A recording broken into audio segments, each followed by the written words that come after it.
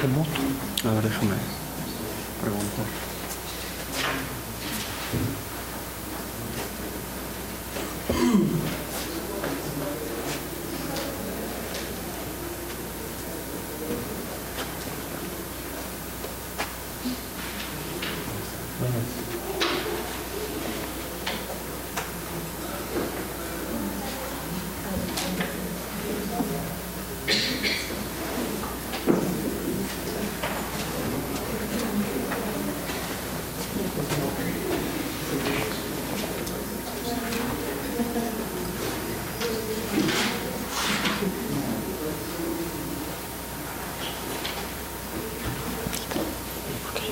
Porque está en blanco. También creo que hay llamada. Mira, mira. Que hay más gente después.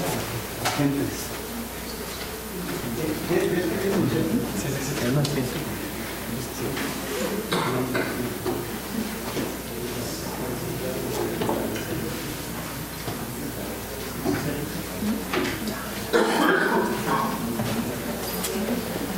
Bueno, buenas tardes a todos. Good afternoon. We are having this last lecture for the certificate course and the beginning of the biomimicry workshop. So what we're going to do today is 3 moments. At the beginning, I'm going to do a very short presentation about some matters around biomimicry in the context of ecological design. And then Sherry Ritter from the US, she's going to make her keynote speech, and then Delphine, he's going to do another very short presentation on education and biomimicry, and at the end we'll have some last thoughts and ideas from Sherry. So in this case we are doing this in English because we have people coming from US and Canada, which are doing the workshop this week with us. So I know that the Mexicans will understand me because my English is half Spanish. Okay, so only this area in between the natural world and the technological world is where the ecological design area is. And biomimicry is, as you can see, very well placed there. So let me first. ¿Cuál es el? ¿Este? ¿Va a ser? Ah, ok. So, ya se me fue el... ¿Por qué no? ¿Ya la apagué? ¿Este rojito es el láser? Ah. Esto casi no tiene pila. Sí, esto no lo uso. ¿No? Sí, sí. No importa, nada más la paso. Sí, nada más pasa. Ok. Pero no pasa, mira. No, se está quedando sin pila. Okay. So then we have 2 different attitudes towards the challenge we are facing. One is the revenging of Gaia, which is trying to survive what is coming in our future, and the other is the reconciling space, which is being nature and being in another completely stage. This graphic that it is presented and and worked by Bill Reed from Regenesis Group, is very interesting because he explains where are the different efforts on the ecological design.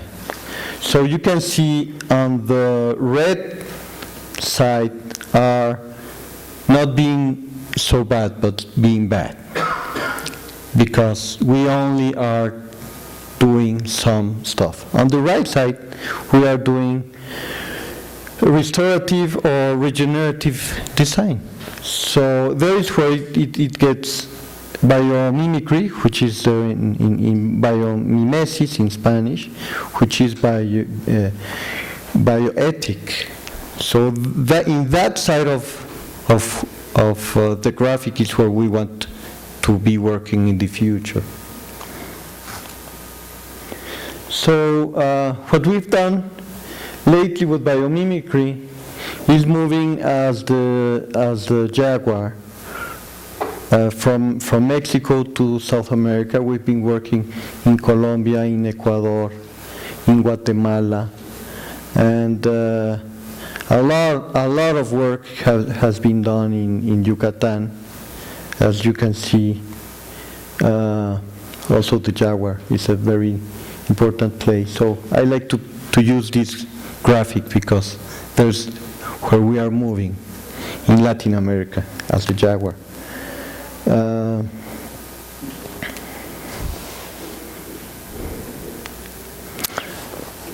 And what I want to share with you is what is this experience of reconnecting to being different through nature. This is the transect of our workshop that we are going to do this next week. We are going to be in a lagoon which is around 2,000 meters over sea level. We will go high to 4,200 meters and the top of the volcano, Cofre de Perote. And then we will go all along the same watershed to the mangroves and the sea. So it's very interesting because we have around 10 or 12 different ecosystems. And that's kind of a picture that we are going to be experiencing. But here what is interesting is that while we are learning from nature, we are really getting all these inspiring things. All these pictures are from these last 6 workshops that we've been taking pictures. And that's the real thing. We are part of that. We are that real thing.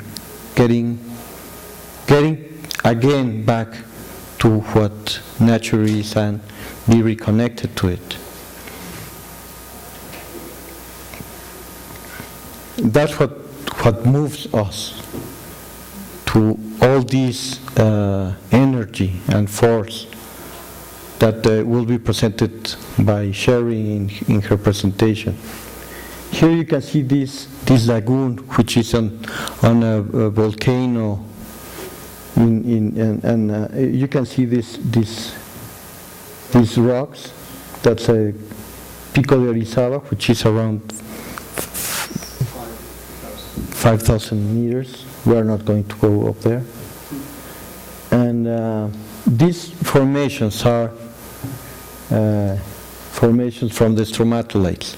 These organisms which are in this lake were the first organisms, bacteria, that changed the condition of the atmosphere.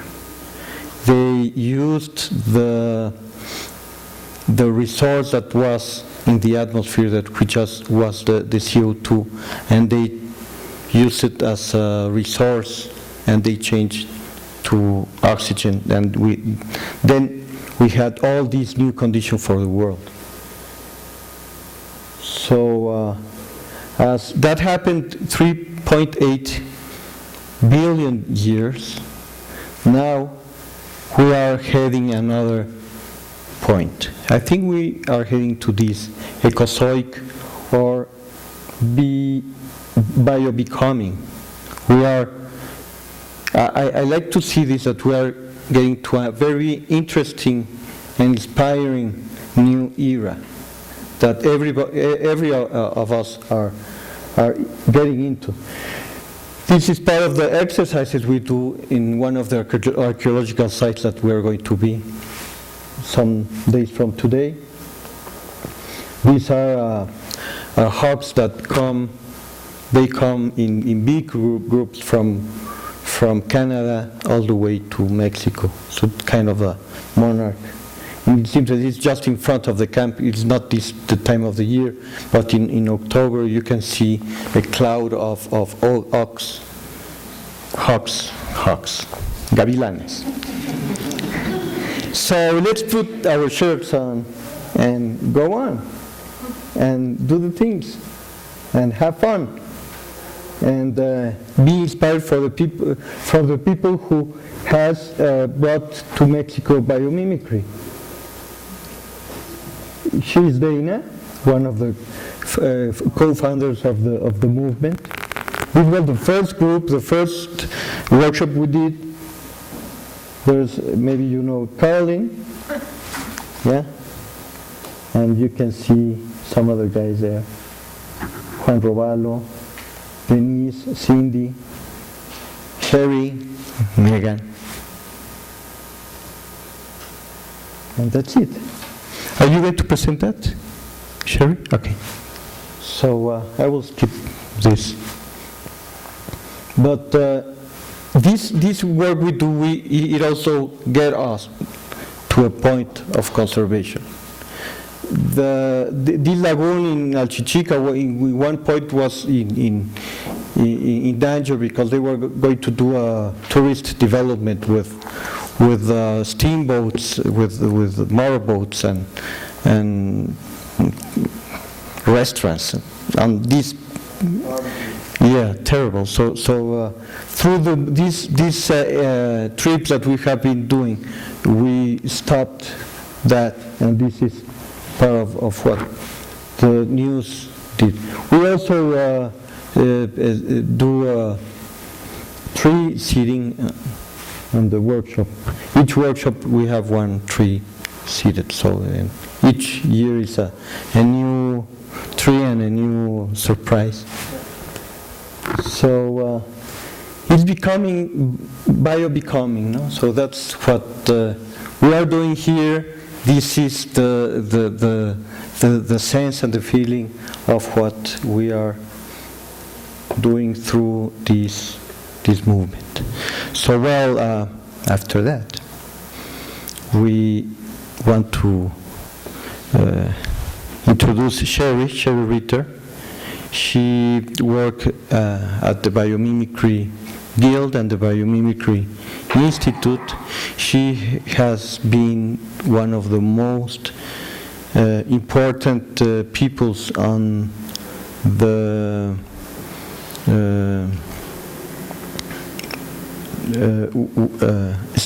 educational process for many generations and courses. She has been working in a 2-year certificate at the Biomimicry Institute and Guild, and all the course. So she has a long history through biomimicry. She's a biologist. She has written articles and books on natural history. She has been working in I'm reading in Spanish. I needed to translate it in English and then in Spanish. So, well, she's working also in conservation projects and in wild projects. Wild projects, that's... Wildlife. And wild projects also. Like this weekend, this is going to be a wild. And well, so Sherry, she will be bringing us the top things that the movement and the educational and the methodology and all this that has been working through all these last 17 years. So the book came up in 97, so I'm talking about all the movement. So, well, I can be corrected anytime, so please do so. So Sherry, thank you very much for being here, and welcome, and you're on stage.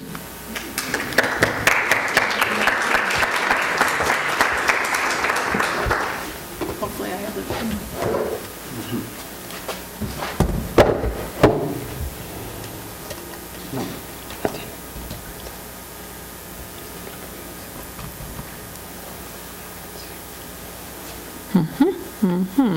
Uh-oh. Help.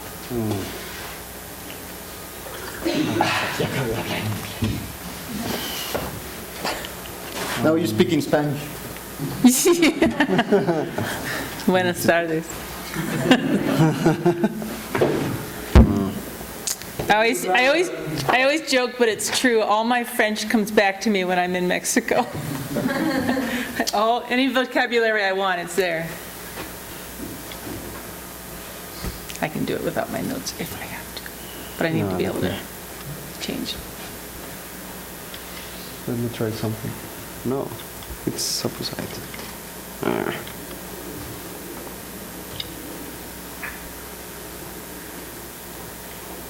If I don't have my notes, I just make things up, so it doesn't matter either way. No, but let me see if this works. Yes, Okay, thank you. there goes.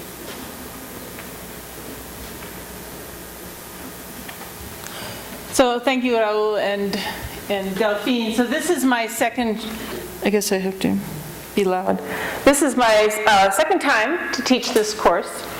And I got to do it in 2010 as an assistant for Megan, who was one of the instructors before. So I was really excited because Megan has a newborn baby and couldn't come, and so I got to come instead. And if I get too loud, let me know. I'm used to projecting. So why are these people smiling? This team is actually Team Pantera, I believe. They're a team that was in our Biomimicry Student Design Challenge. And that's a challenge for university students around the world. We had over 300 teams sign up this year. And by signing up, you actually get to go through our resources and kind of self-teach, or your teacher, professor, can help you learn about biomimicry enough so that you can enter a biomimetic product or design into our Student Design Challenge. So Team Pantera did submit a design. There were 68 teams that submitted, and they ended up winning an Autodesk prize for use of Autodesk software. And the people on the left here is John Robertson. He actually financed the second part of the design challenge that this team was in. And next to him is Janine Benyus, and you'll see a better picture of her soon.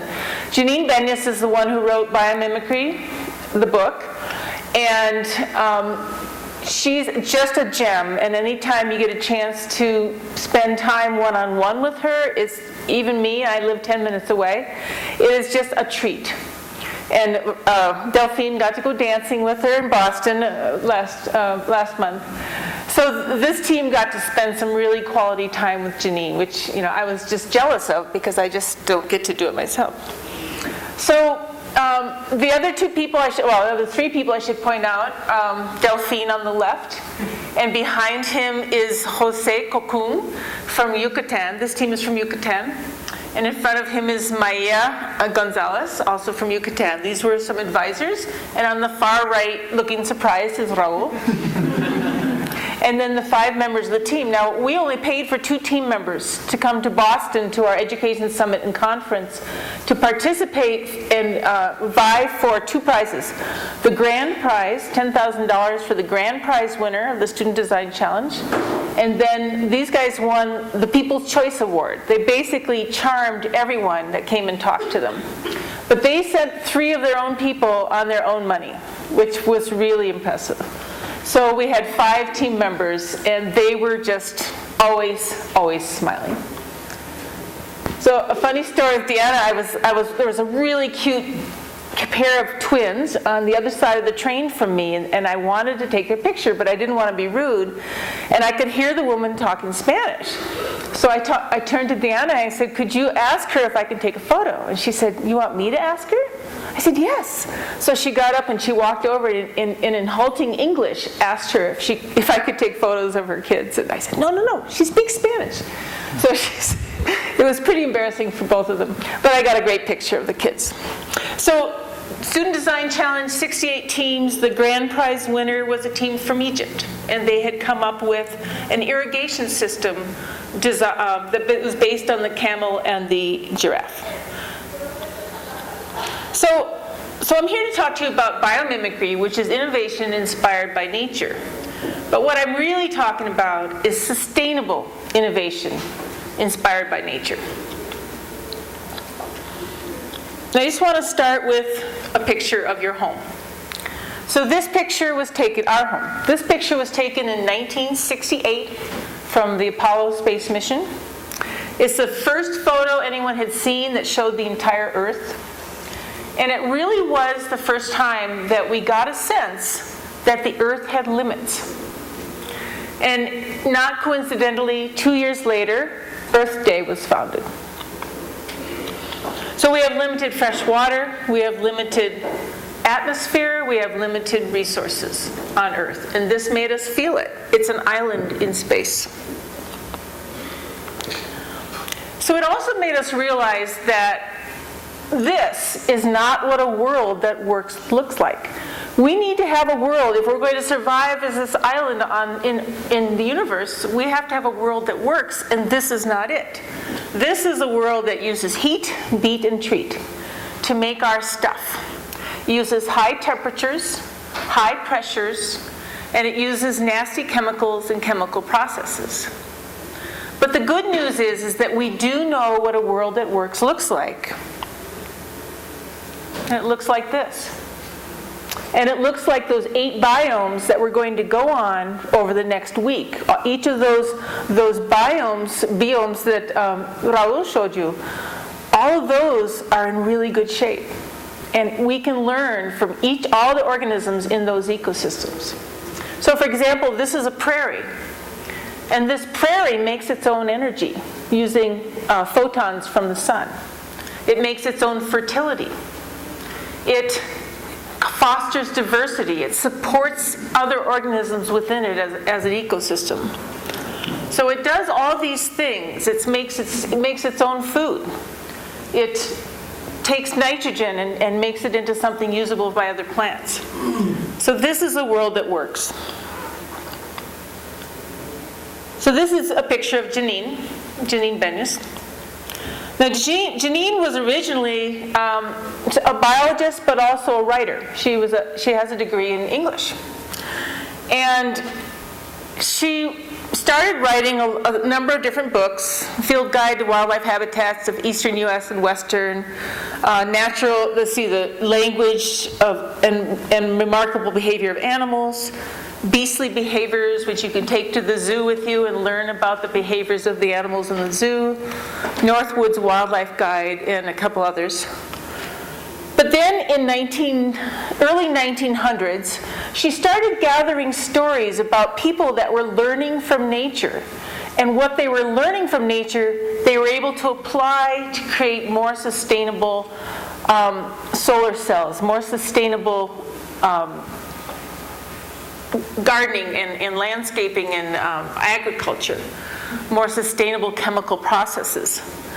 And so in 1997, she actually wrote her book, Biomimicry: Innovation Inspired by Nature. And all through this, she then wanted to go on and start writing her next book, but the world wouldn't let her. And I knew her at this time, and she said, well, I wanted to go write today, but I got called, I have to go to Washington, D.C. for, something or another. And the world came knocking on her door and basically kidnapped her and said, no, you need to teach us about this. We need to learn what biomimicry is. And then one person came and knocked on her door, which was Dana Baumeister. And this is literal. Dana Baumeister was in a class like this, A teacher mentioned the book Biomimicry. Dana got so excited, she stood up, walked out, went and bought the book, read it overnight, and found out Janine lived nearby and went to see her. And together they founded the Biomimicry Guild, which is now Biomimicry 3.8. So why should we look to nature? Well, first of all, nature is full of solutions looking for problems to solve. And that's by Chris Viney from the University of California, Merced. Chris Viney is a great teacher of kids, and he's really into mucus. You know, like mucus, slime. So very, very much into slime. And one of his favorite creatures is the giraffe. So what can we learn from all these organisms? Well, the giraffe mucus has some very special qualities that would make it a good lubricant. The moth antenna, this moth over on the bottom right, very, very fine, and they can pick up molecules of chemicals from far away and follow that gradient, moving around, follow that gradient back to its source. In the middle is a cocoon that an organism makes, and it uses a natural polyester, a natural, life-friendly polyester. Mushrooms can break down organic compounds. They also can uptake heavy metals. So we can learn how to clean up a site that has been contaminated with heavy metals by studying mushrooms. The larvae of the blue butterfly breaks down cyanogenic molecules, poison molecules. There's a lot we can learn. We can learn to photosynthesize like a leaf. We can learn to create cement like a coral reef. We can learn to create a train by mimicking the kingfisher. How does a kingfisher enter the water without creating a splash? You look down, it's going down. And we can learn to act like an ecosystem, to be supportive of each other. So this is a timeline. If you took all of time from the time the Earth was born and put it into a year, so the Earth was formed in January 1st. It wasn't until February 25th that life came about. It wasn't until August, so all those months in between, all those millions of years in between is when we first got multicellular life. In November, we got fungi on the 15th, mushrooms, molds. We got fish on the 20th. Plants didn't show up until the 22nd of November. Insects on the 24th. Now in that year, in December, that's when these other organisms, the higher organisms, amphibians, reptiles, mammals, birds, flowers appeared. We're still not there yet. It wasn't until December 31st that the first hominids, the first precursors to humans, walked at 11 a.m., an hour before midnight. At 11:36, Homo sapiens. 1 minute to midnight, agriculture showed up. 2 seconds to midnight, the Industrial Revolution began. So what this is trying to show is that we are a very, very young species. And the damage that we've caused on Earth didn't happen all that long ago. I mean, really, it's the Industrial Revolution. And so we need to be thinking about learning from these ancients, from our elders, from these organisms who have had to survive and found ways to survive on this Earth. So I want to switch a little bit to what biomimicry is, just to be sure that we're clear on what it is. A lot of people, you'll see a lot of designs out there that are emulating nature. They're learning from nature. But they're not all what we call biomimicry. Sometimes they are just kind of looking at the form of something and creating something without taking into account what it's made of.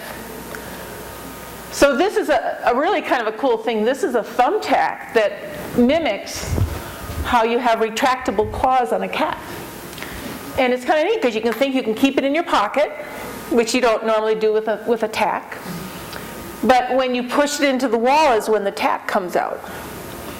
And I can't remember the name of this thing, but it's, yeah, I don't have it. So that's bio-inspired, but there isn't anything really sustainable about it. But it does have a use. It's not maladaptive, it's not bad. It's just not really the transformative, the restorative that Raul was talking about. This is another one that doesn't really have a lot of sustainability wins to it in itself. So this is a very high fashion shoe. I'm sure it's not a cheap shoe. And it's based on the way that bird bones and human bones create and take away calcium. The more you use your bones, whether you're running or weightlifting, the stronger they become. Your bones add material, add calcium to handle stress. And if you don't need that bone there, your body will take that calcium back. So your body itself, you can learn a lot from the human body. And so what they did is they created a lightweight, high fashion shoe doing this. So again, not a big sustainability win, but if you took this same idea and you put it into a car frame or a bridge frame and looked at how these are designed and saying, yeah, we don't really need all that structure right there. We need more structure here, more material here, less here. So in that sense, it could become a sustainability win. So really what biomimicry is a way of thinking about our solutions and challenges that allows us to learn from nature to create more sustainable designs. The definition from Janine's book is that biomimicry is the conscious emulation of nature's genius. Conscious emulation of nature's genius, or life's genius. So by conscious, we mean that we purposely look for solutions in nature. We actually go outside. We with intent, we go to learn from nature's knowledge. Emulation doesn't mean we just copy it completely. We don't take a photocopy. We don't take a mold. But we learn from what we call design principles. We find out how does the organism do that? And we're going to play with a little bit with that tonight. And then we say, could we take that idea, just that piece of it that's important, and apply that to a human design? And so we don't learn how to make the spider. We're learning from the biological principles, for example, of how a spider makes that silk or how it builds its nest. But we're not milking the spider.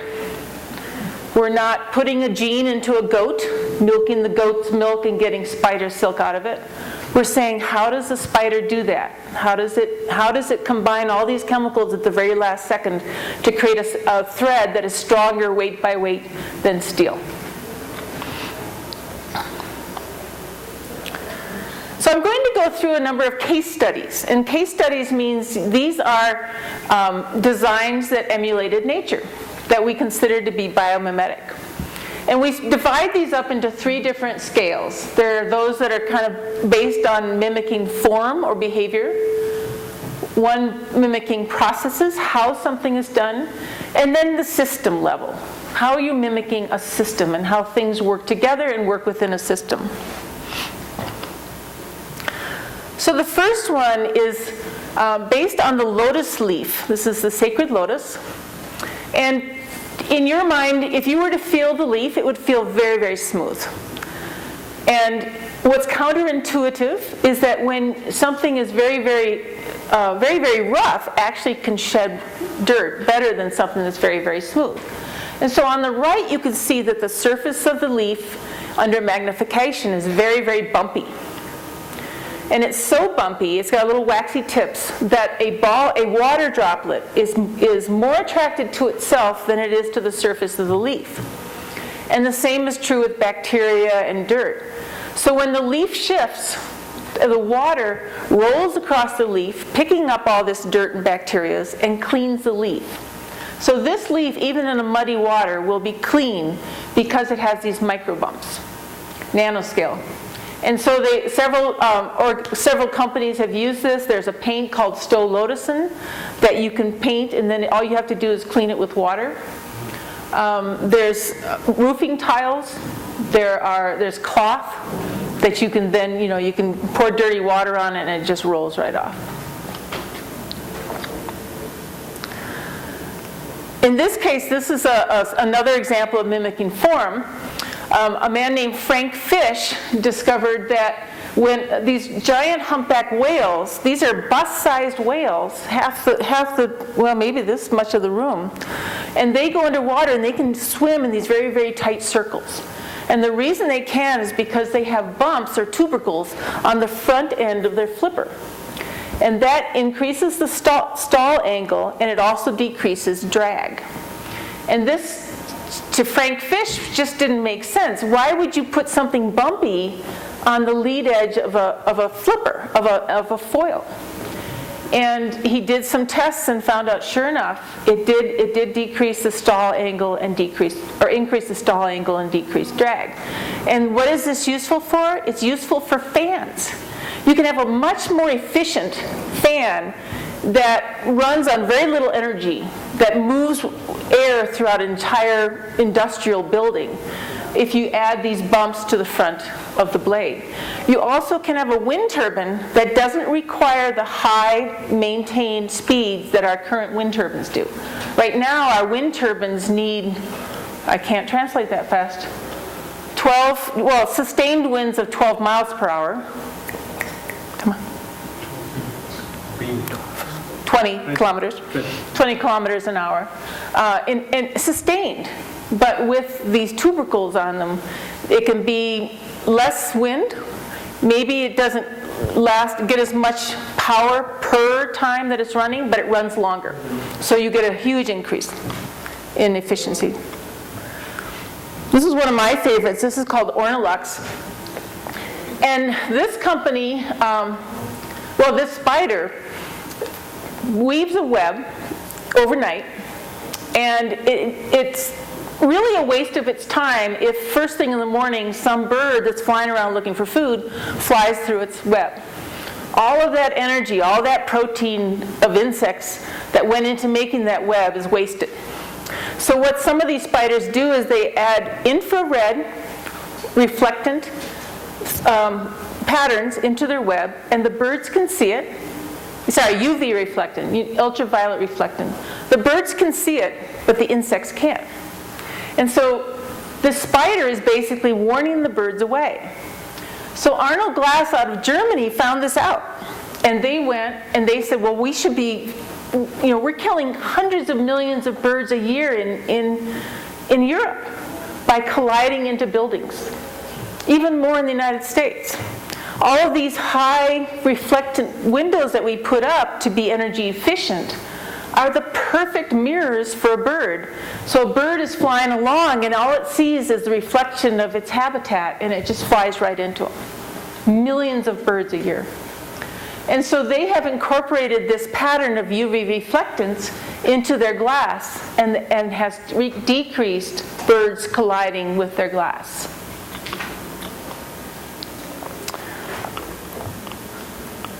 Here's an example of process. This is another wind turbine design. In this case, John DeBerry from the Biological Propulsion Laboratory at Caltech in California was studying fish and how the fish, when they swim, actually shed vortices, little eddies. They shed those, but those then provide a boost of energy to the next fish back. So each one of those fish is gaining some energy from the ones swimming in front of it. So what he did is he took a vertical axis wind turbine instead of the big blades, a vertical axis wind turbines, and set them up in a pattern of a fish school. And he worked with different arrangements to come up with a system that uses 10% or makes 10% more energy than a regular wind turbine, but uses way less land to do it. Do you guys have big wind turbine farms? Yeah. So you know how much land these giant wind turbine farms take. And they also take a toll on birds and bats who are affected by the pressures at the tips of the turbines. Whereas these vertical axis wind turbines can be placed on a smaller plot of land.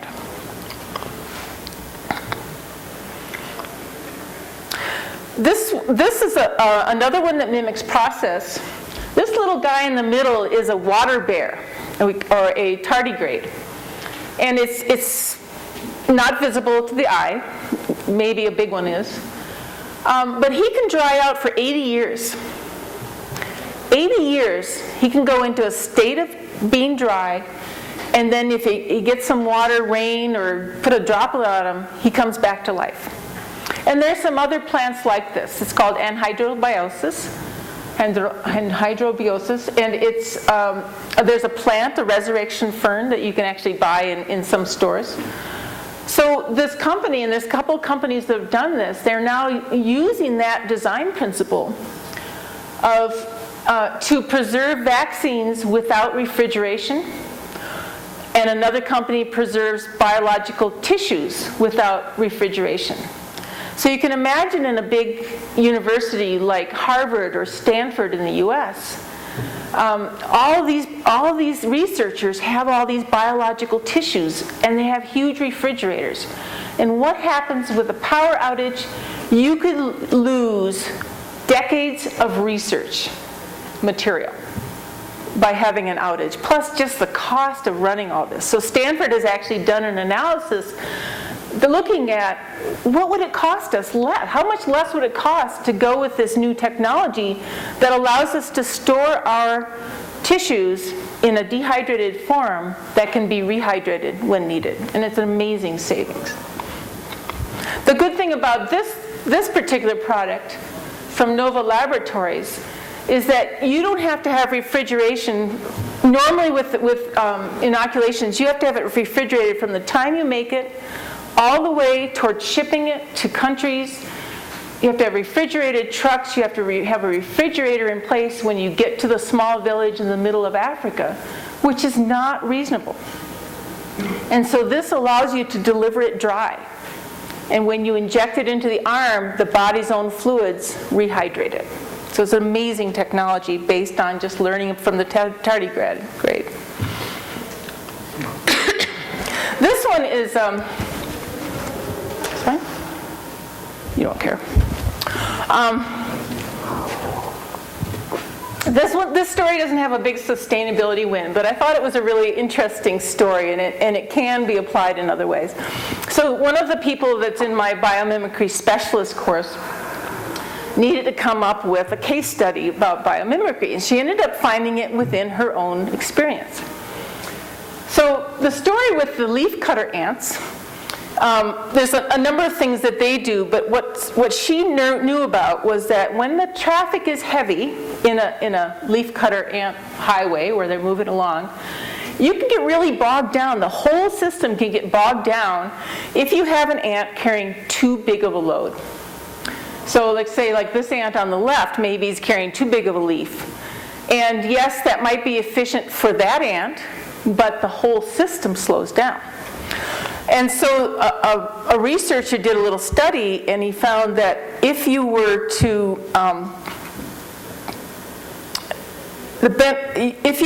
have all of them carry smaller loads, it would seem less efficient, but in the end you actually get more product delivered to your nest by going through this optimization of carrying smaller loads. So what they found was that the benefit to the whole colony from taking the lighter loads during busy times on the ant path was significant, with speeds increasing from 1.9 to 2.9 centimeters a second when those highly burdened ants were removed from the traffic flow. They actually did an experiment, so they actually just grabbed this little guy and took him out, and then they found that the other ones speeded up. So what this person was doing, she was working at a company called Fidelity. She was the head of research. And she found that they had some significant traffic flow issues of their own, in that they had all these, they had all of this material, all this information was coming in, it was almost impossible, especially with the digital age, it was almost impossible to keep up with all of the notes and annual reports and investment financial reports and so on. It was just overwhelming, and then even internally it was overwhelming. Hundreds of research notes generated every day during really busy times, like right before the quarterly earnings reports were announced.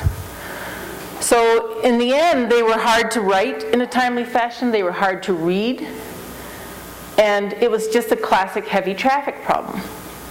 So what she did was she said, well, she liked this idea of smaller bits are better during high traffic times.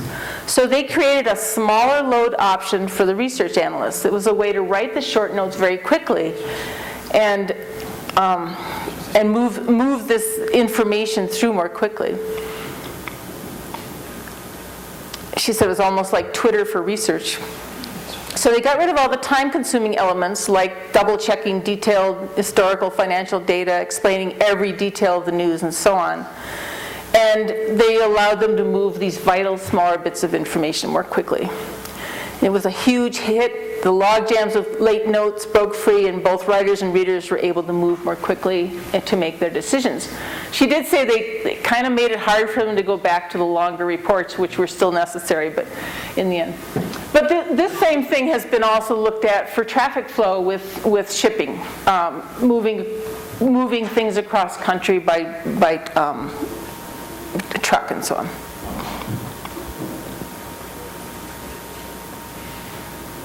Another example of process, this has to do with green chemistry versus green cement. It's a new technology. It's still not completely working yet. But the idea is that when we make cement, we mine for limestone. We then heat it up to I think it's 1450 centigrade temperature, 450 degrees centigrade Celsius, to create the limestone that we then, or create the cement that we then use to build our buildings. And our buildings are huge at using carbon dioxide and energy, especially in making concrete. Let's see if I can get this. So in the traditional way that we make cement, you find that producing 1 ton of cement releases at least 1 ton of CO2 into the atmosphere because of that heating up, the mining, and all those energy costs of making cement. So this other process actually looks at how does coral make cement? How does coral make limestone? How does coral make calcium carbonate? And by mimicking that process of a coral reef, they found that you can actually produce 1 ton of cement, which then sequesters a ½ ton. So you're basically net gain of 1.5 tons of cement by using this more life-friendly, this more bio-inspired way of making cement. So I also have a few examples of mimicking a system. In this one, this is a company that is called Biolytics, and they produce biopods, which you can see in the lower left there. Lower right side, but on the left side of the lower right side. And this guy named Dean Cameron was actually mimicking the way that a riparian forest, a streamside forest, breaks down organic matter. And so, or like a log, or what are all the organisms doing as a system to break down organic matter? And he used that system in his little biopod, or the Biolytics. And so this, in a way, it's called bio-assisted because it's using organisms like worms and microbes and insects and snails to do our work. But it's considered biomimicry because it's mimicking an ecosystem. This is another favorite one I do at night when people are thirsty. This is about a brewery. So there's a brewery in Montana, in my town, that is using the Zeri beer brewing system. So this system, what you're seeing right here, is how a normal brewery works. You have all of these resources on the left coming in. You produce your beer, and then everything on the right is waste. So So, for example, up to 10 barrels of water go into making 1 barrel of beer, and then most of the rest of that 10 barrels ends up in a sewage treatment plant, which is expensive. And often it's mixed in with hops, surplus yeast, other cleaning chemicals, and so on. About 45 pounds of barley malt go into making that barrel of beer, 45 pounds. And then more than 41, so 41 out of 45 pounds comes out as waste, which you then put in the landfill. So this process instead, at the brewery, and I know you can't read this, but the idea is to look at this circular system, which is like the way an ecosystem works.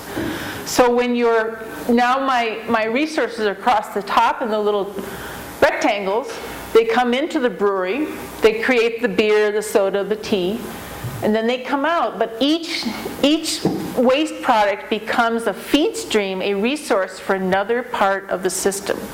So he now has worms, vermiculture. He has mushroom growing operation, and they're going to do habitat restoration using mushrooms. They are going to have some pigs and some chickens. They are also working on mycoculture, vermiculture, aquaculture to raise fish on the waste and the water, which is enriched water when it comes out. So instead of being a one-way flow of resources through to garbage, all garbage becomes food. And that's how an ecosystem works. There's also a system that Ziri does for coffee plantations, starting in Colombia, but I believe there's some places in Africa now too. But the same circular idea. You start with your coffee plant. You, even I can't read, I'm right here. But you've got worms, you've got biogas going on, you've got your wastewater going into gardens and so on. So it's a closed loop ecosystem. So we feel that if life creates conditions conducive to life, then maybe we should be doing that too, because we're actually part of life. So what's next for you? So we always recommend that you go outside. And you go outside with that curiosity to learn about nature, learn about the organisms that we share this earth with. You can go to Ask Nature. Ask Nature is a website that has right now about 1,700 strategies from nature. And we've pulled out what that a biological strategy is, what it is, how they do what they do. And it's organized by function. So you can say, well, I want to build a building that won't buckle in an earthquake, or that can handle shear. And you can go on to Ask Nature and browse by those functions like shear, and you can find organisms that have to do the same thing. Welcome you to go look at the Biomimicry Student Design Challenge from this year and last year. As I said, the Pantera team was one of 10 finalists, and one of 6 that actually went on to come and try for the grand prize. We do have further training. You can do the biomimicry professional and the biomimicry specialist. These are certificate programs. The first one is a 2-year program. The second one is 8 months. Both of them have periods when you come together as a group, which we find extremely valuable for learning together. You learn from each other. Then there's the biomimicry and design workshops, like the one that's happening starting on the 13th. Again, groups of people come together and you learn from each other, and you learn from those of us who have been involved in biomimicry for quite a while. It's really a workshop. It's not lectures. We're sitting there, we've given you exercises like we're going to do next, and you work through a design challenge on your own. We also are starting, I don't work for Biomimicry 3.8 anymore, but I slip into the wee bit because I just retired a month ago. We have online training. There's one foundational course. We're working on 2 others, one of which will be on life's principles, which I'll talk about in my next lecture. Of course, there's the biomimicry.net website.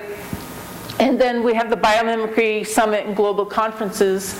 Our 7th education conference was just last month, and we had our first global conference. And Raul and Delphine and I were all there. It was really amazing to have that many people interested in biomimicry in one room. So I promised Raul I would kind of give a little update on the biomimicry company, Biomimicry 3.8. There's 2 sides to it. There's a for-profit side and a non-profit side. They're recently going through a strategic planning and kind of changing their emphasis. So the new emphasis for the non-profit side are these 3 pieces. One is the Ask Nature website I mentioned. The picture I showed you of Ask Nature the whole thing is going to be completely revamped.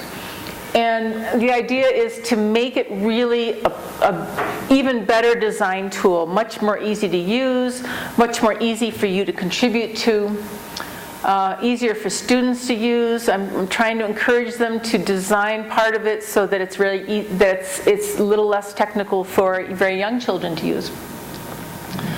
We also have regional networks around the world. And we want to focus on encouraging those, providing them the materials that they need in order to serve their local communities. And then also one of the things that biomimicry has always done is kind of be the leader, the thought leader, the leader of this meme of what is biomimicry. Because biomimicry, now and then you'll see biomimicry being used for something that has no sustainability behind it. And really, I got into it, Raul and Delphine got into biomimicry, Janine and Dana did because of the good it can do in the world.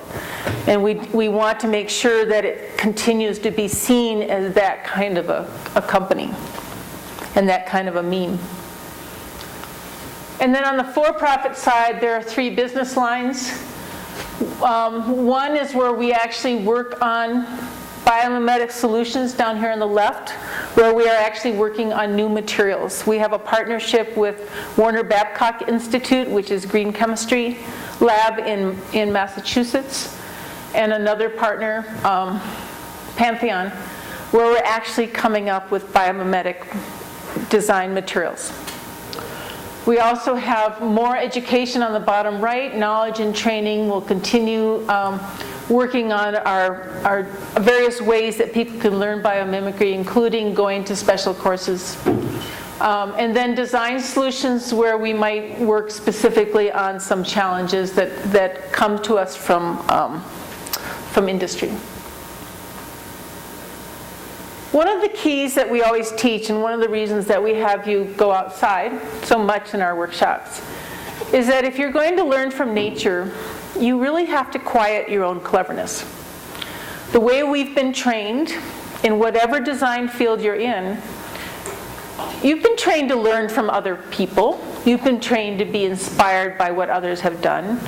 What we will ask is that you also open up your mind to be inspired by what nature can teach you. And we call it quieting your cleverness because we want you to sit down and we want you to be thinking, or maybe not thinking, and just observing. And it's really hard to do the first time you do it.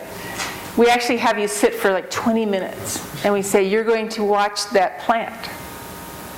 And after 5 minutes, okay, I'm done. No, you're not done. 10 minutes, oh God. And then something happens. You let go of what you know, and you start bringing in this information that this insect, this plant, this ecosystem is teaching you. It's just goosebumpy. And it's an amazing experience. I took people from Shell Oil, petroleum engineers out, and I did this with them. And they could not stop talking about what they saw. It's an amazing experience. So you have to learn to kind of get back to your childlike fascination. So really, biomimicry should be in anyone's toolkit who's looking at sustainable design. We know what a world that works looks like. We know where we can find examples. It's found in the millions of species that we share this world with. And in the process of learning from nature, we can also change our own relationship to nature. Thanks.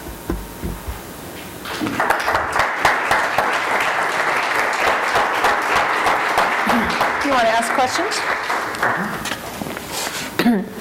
So in the next, what we're going to do next is have an exercise that lets you play around a little bit with some of the case studies and things. Oh, we're doing something else first. And then we're going to come back. I'm going to do a lecture on life's principles. So this takes you a little deeper into, some of the really deep lessons from nature that we've kind of already synthesized. And then we'll do another exercise. But first, I want to know if you have any questions about biomimicry and what I presented here.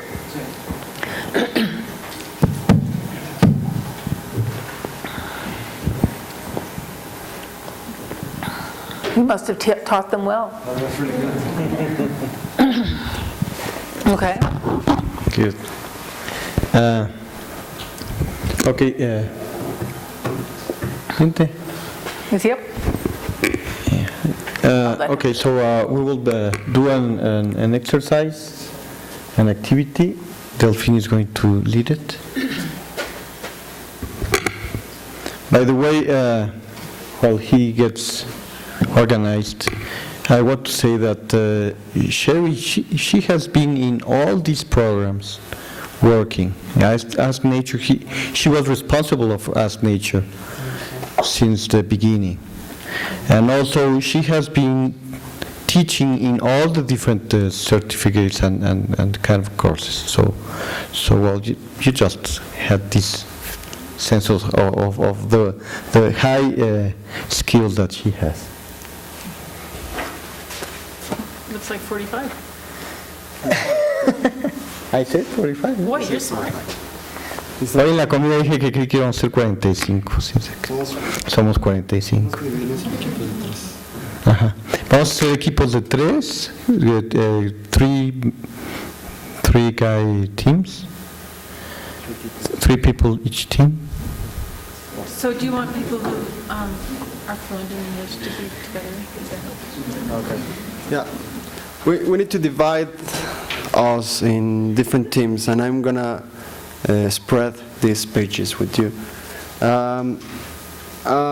But first, the fluent English people, maybe they should be together to get more comprehensive exercise, no? For now, and then we're gonna mix all, no? But you already have your teams? Pues así que así se juntan y ya. So get into groups of 3. Yeah. And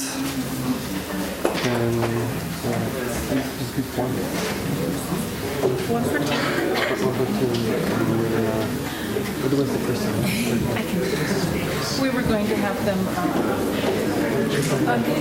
We have to explain the functions, which I do. Now I do it by saying, what is the function of a roof? And I actually start with human design. I say, what's the function of a roof? And that helps them understand when I say the function of the trunk, what it is it does. Or let's see, function is, why does it do something? Why does it have a spiral? Okay. Why? And then let's take about function which kind of Yeah, so now that you know all the things that this thing on your page can do, what could we learn from this? They don't have to come up with an application, but they could. And then the third thing might be we start looking for patterns. Okay. Once we have, get people into bigger groups. Okay. So you are in teams now? Yeah. Okay. We're going to give you one page, and you're going to find an organism in that page. What we need to do with this organism is to see in first time what we can learn from this image. What do we know about it? And then you need to answer which functions are accomplished by this organism. and which kind of functions, and then the obviously question is, what is a function? Then somebody can tell me what is a function? Yeah, loud. Loud. Part of a process. Part of a process. Function of this case. Yeah. Okay, that's a function. It closes the function of the box. You can translate that. Yeah. The function of the box is? The function of the box is storage something. When it's closed, get close and storage something, no? Then What's another function of the box? what's another function? Protect. Protect the inside. Good. Yeah, okay. Then all the animals have, and plants and all the organisms accomplish different functions in their lives. And those functions came in the way that they were designed.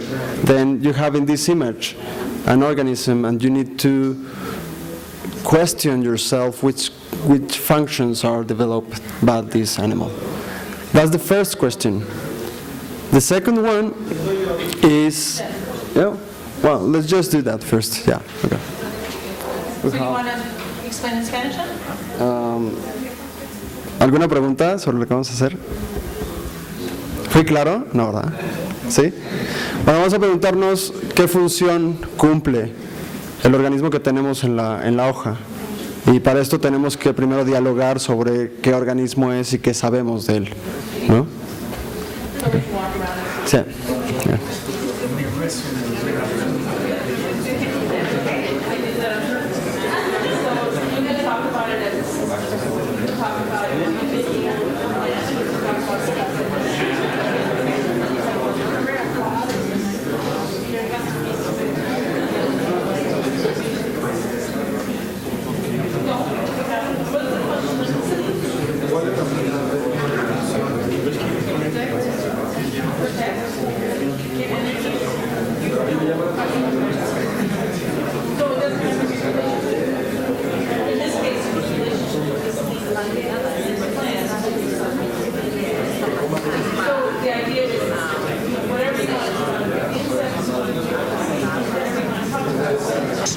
What are the functions of its eye, the way it's designed?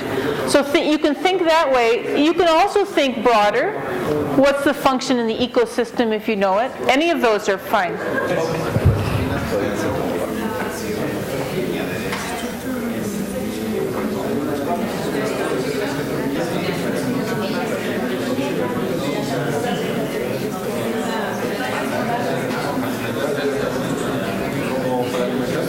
Has it been 5 minutes? Yes.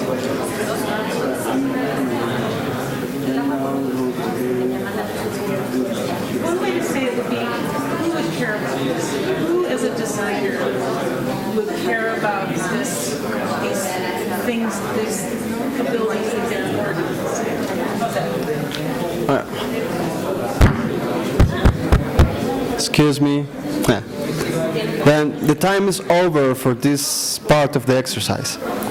Now, you were talking about the function of different parts of this organism or this group of organisms.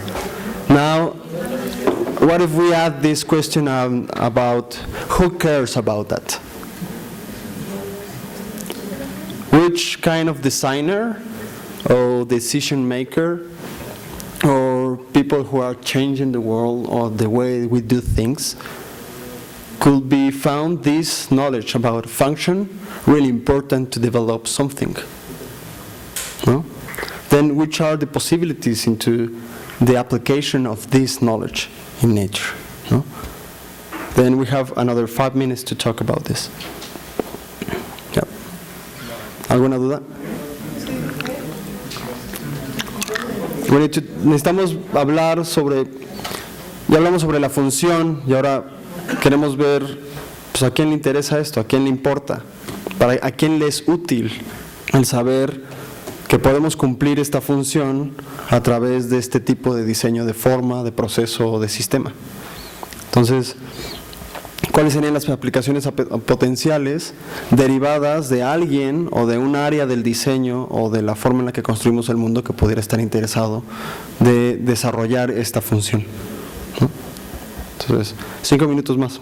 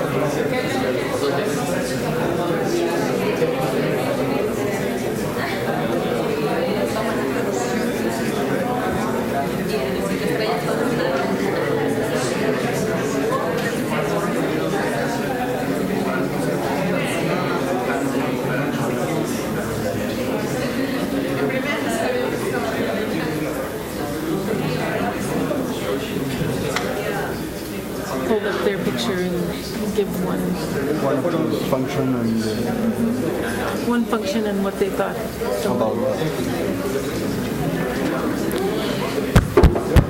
well, the time is over again, and now why don't you share what you thought about this animal or this organism?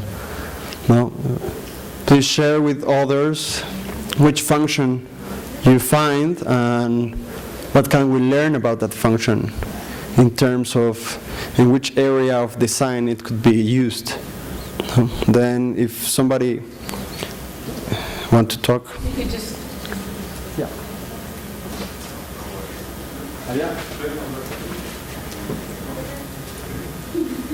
We have the dragonfly, and we were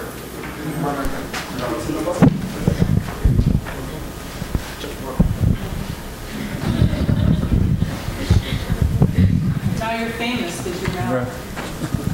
Thank you. We have the dragonfly, and we are talking about several aspects of their body. Some of them were the fly, the wings. We can see they are very light, but very strong because they have like a structure in them, and this can help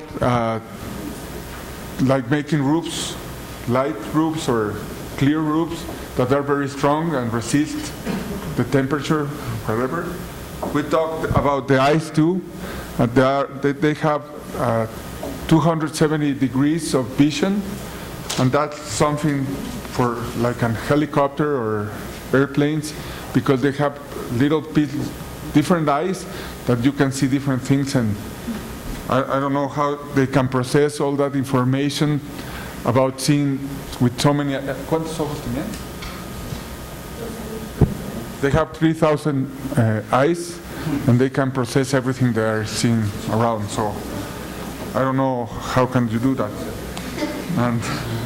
And we talk about the legs, that they have different structures that they can hold in different parts to hold or to grab, or they are very resistant, and I don't know, it's what we saw. That's something that can help structures or things like that to grab. I don't know, that's what we talk about. And the mouth, it has different teeth because they are very fast. These animals, we think that for aeronauticals, they are a good example, like helicopters, and they can see everything, and they can fly very fast, and they can turn very fast too. And they have a mouth. They are very good hunters, but they have a lot of teeth. They can go and bite. And we saw something in the internet that's for biological uses, that they can maintain the, I don't know how to say, clean water, because they have their eggs in the water, and they eat from the water, and they keep the water clean around them. So that's what we saw. Gracias. No, de qué. ¿Sobre alguien más? Whoever has the microphone can assign some, you get to choose who's next.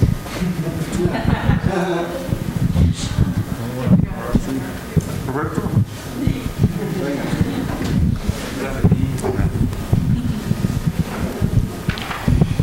This is an ant nest.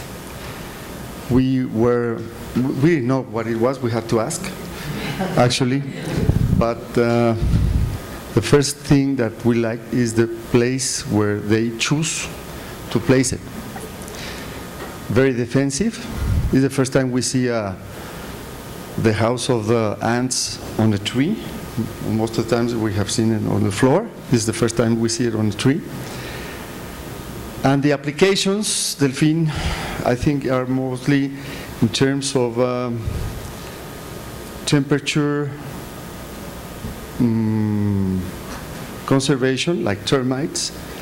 This material made by, we think, by some mud and saliva from the ants, placed little by little, keeps the interior. It seems to be a desert, where temperatures are very dramatic, changes from day to night. And in the interior, they have a stable temperature most of the time, through design. So we certainly believe they do have some communication to act collectively. We don't know how that happens.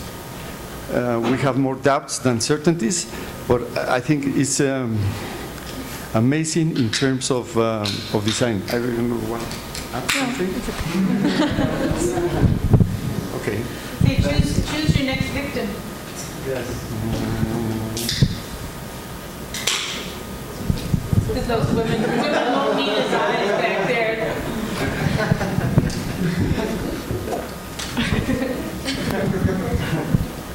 Well, we have a snake.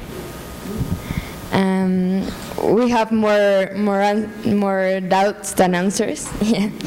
But in terms of the skin, we think that it's amazing, the geometry the skin of this animal have. It's also really flexible, and we think, well, the animal is, I think the principal thing about it's the skin, and it's amazing how flexible they can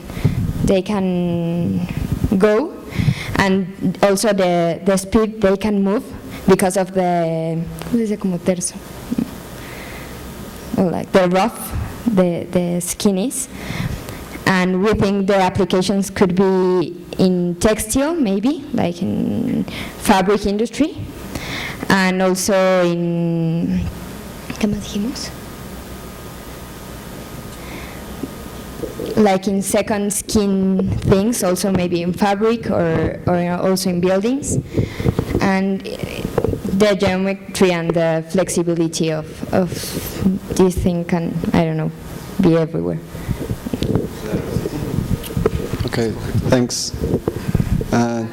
You need to choose your victim.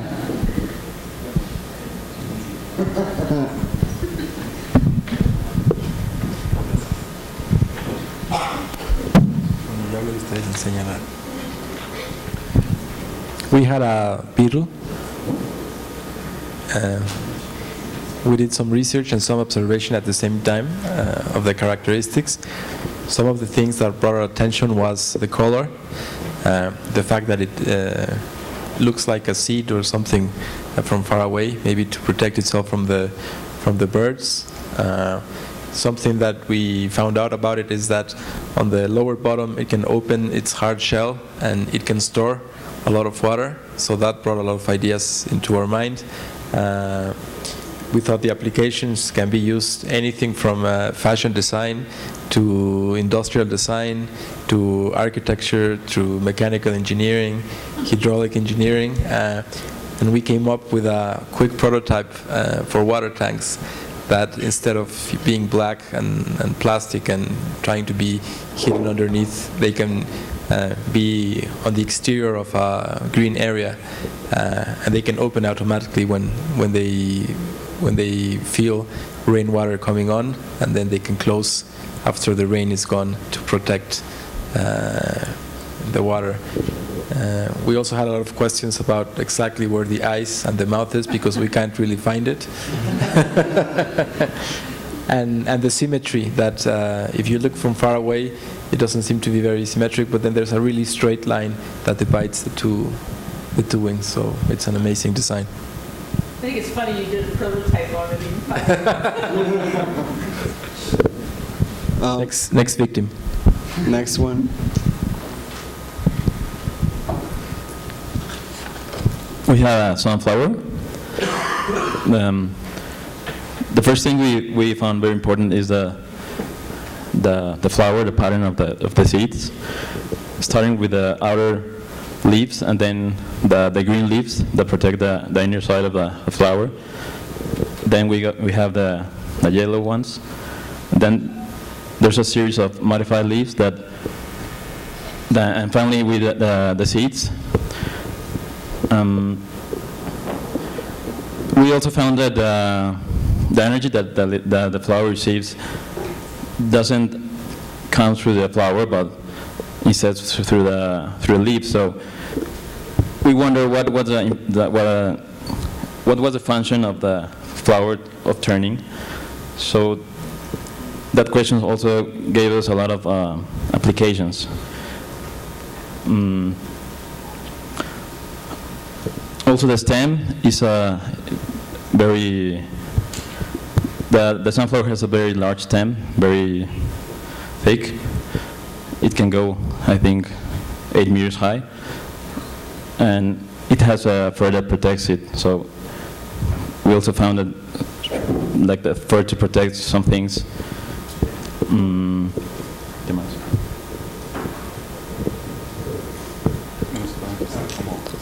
Thanks. Wait, do you want to add something? No, digo que por ejemplo la parte de los, bueno, yo no hablo inglés, lo siento. La parte de los pelitos que tiene el tallo seguramente sirven para proteger a la flor. Entonces digo, puede servir como algún tipo de protección de tal vez hasta militar o cosas de ese tipo, ¿no? Okay. Pensando así muy positivamente.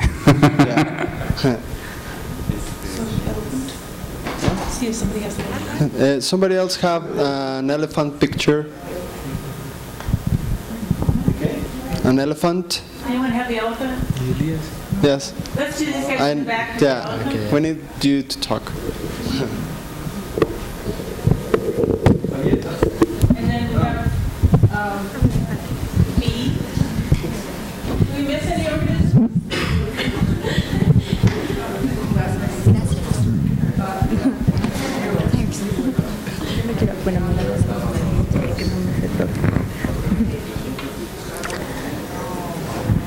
Hola, So we have an elephant, and the first thing we saw that they have like a really thick skin and rough.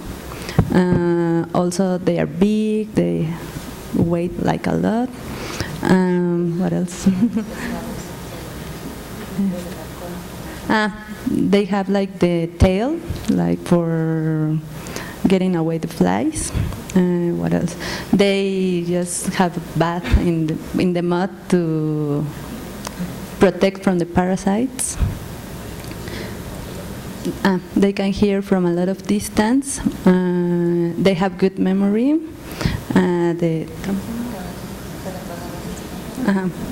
Well, ¿cómo se dice trompas? The nose. They use it for getting to, well, upper lips and something like that, and also the trunk, and the also getting water from beneath the soil or something like that. And the ¿cómo se dice colmillo? Colmillo. The So who would care about this? okay. Tusk? Who cares? I don't know. Well, all these things we saw in the elephant, we thought that for the skin, we can use it for buildings. Like the skin protects them from the sun and the environment and that stuff, so maybe we can copy, or well, as architects or something like that, we can copy the benefits of this. The trunk, well, maybe like some kind of vacuum, or to copy the, I don't know, the mechanism of how they suck the water and that stuff. The ears, so for some kind of radar or something like that.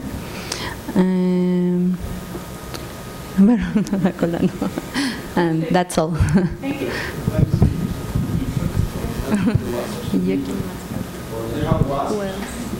We have another animal which has a wasp colony.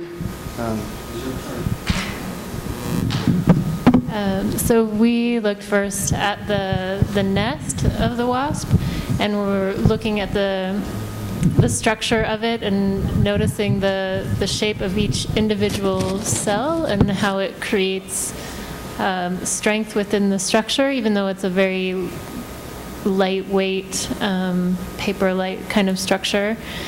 And so we were thinking about also the way that the open part of the cells aim down, and so we were thinking the top probably acts as some sort of protection, and the bottom being open acts as some sort of ventilation system, probably along with the way the wasps use their wings. So we were thinking about applications in terms of construction, using lightweight materials and looking at possible systems for temperature control, and the way that it's adhered to the tree.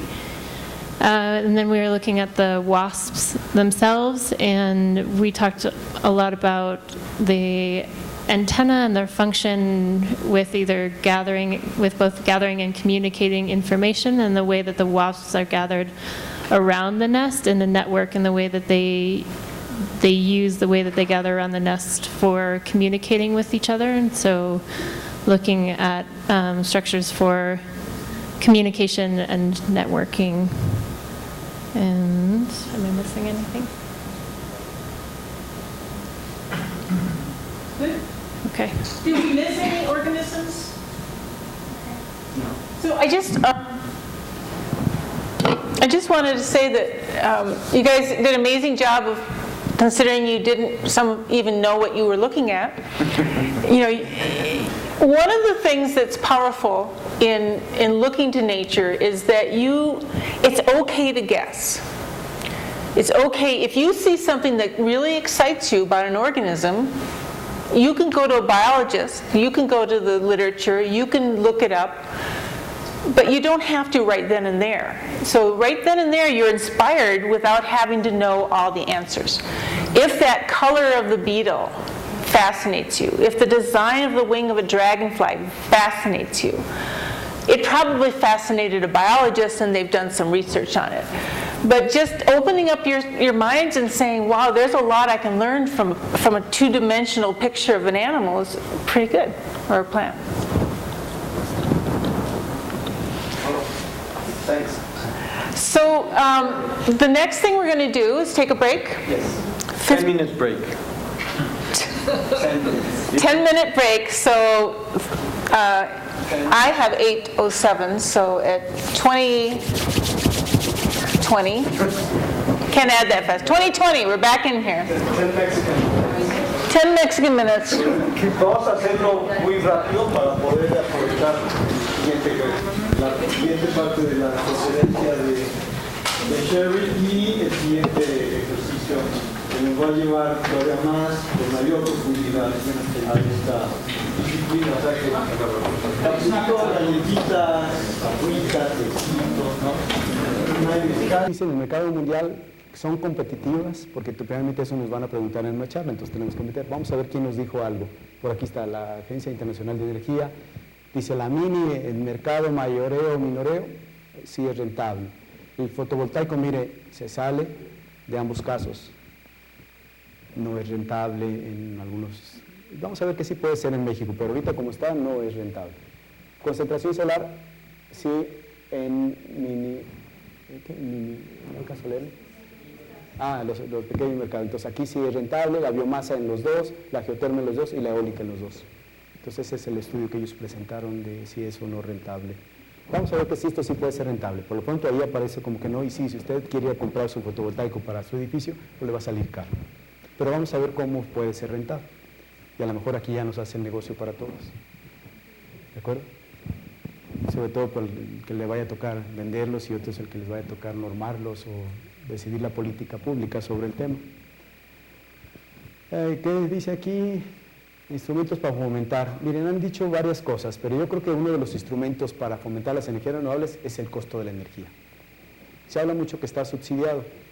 Bueno, vamos a ver hasta dónde y cuánto me costaría con las energías renovables. Entonces es uno de las cosas que detiene mucho el que detonen las energías renovables. Y la vivienda generalmente está subsidiada, no las casas de algunos de ustedes, esa no está subsidiada la energía, la tarifa DAC. En esa sí les cobran carísimo la energía, le cobran como vale. Igual a los industriales casi se acerca al precio de producción, no hay mucho subsidio. Sin embargo, la vivienda sí, el agropecuario, y hay varios sectores que sí está subsidiada la energía. Entonces, en eso no, a la hora de echar los números no salen. A rato en la hipoteca verde le voy a mostrar los números que sí salen. O bien, con qué estrategia sí puede salir. O dónde se está aplicando, porque al final de cuentas encontramos un nicho que sí se puede. Y me creyó CFE y ya lo está aplicando. Entonces la tarifa, miren qué tal la tarifa en un momento determinado contra los costos, puede ser, aquí están las tarifas y entonces empezamos a ver alternativas. ¿Qué se puede hacer para detonar esto de las energías renovables? Una, sin lugar a dudas, es la investigación. Hay que generar el conocimiento, la tecnología. La tecnología, si es mexicana, es más barata. Les doy el ejemplo del calentador solar. Hay empresas en México de calentadores solares de más de 50 años. Se hacen calentadores solares en Cuernavaca, en el DF, ahí en Iztapalapa, en Guadalajara, en Morelia.